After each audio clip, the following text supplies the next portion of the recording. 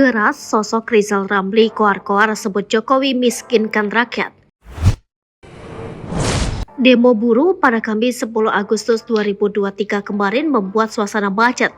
Unjuk rasa ini digelar oleh Aliansi Aksi Sejuta Buruh. Mereka masih menuntut pencabutan Undang-Undang Cipta Kerja, Undang-Undang Kesehatan, Undang-Undang Pengembangan dan Penguatan Sektor Keuangan, dan mewujudkan jaminan sosial semesta sepanjang hayat. Sejumlah besar buruh menggelar demonstrasi di kawasan Patung Kuda, Jakarta Pusat. Mantan Menteri Keuangan Rizal Ramli ikut turun melakukan orasi menolak Undang-Undang Cipta Kerja di kawasan Patung Kuda, Kamis 10 Agustus 2023. Dalam orasinya, ia menyebut Presiden Joko Widodo telah berbohong dan memiskinkan rakyat, sedangkan Jokowi bersama pejabat pemerintahan justru semakin kaya. Lebih lanjut, ia menyebutkan semua janji Jokowi abal-abal, yang dimana tidak mencerdaskan rakyat tapi justru meningkatkan kekayaan oligarki. Seperti apa sih sosok mantan Menteri Perekonomian Rizal Ramli?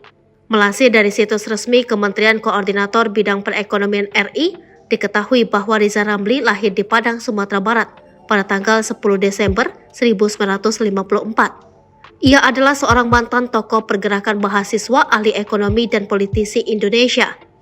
Di tingkat internasional, Rizal Ramli pernah dipercaya sebagai anggota tim panel penasihat ekonomi Perserikatan Bangsa-Bangsa bersama beberapa tokoh ekonom dari berbagai negara lainnya.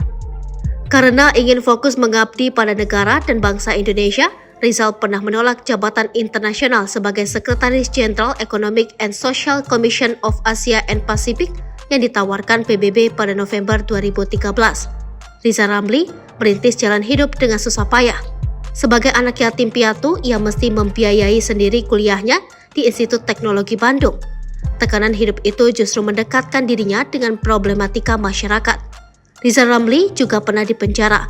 Pada 1978, ia ikut dalam gerakan menentang pemilihan kembali Soeharto sebagai presiden.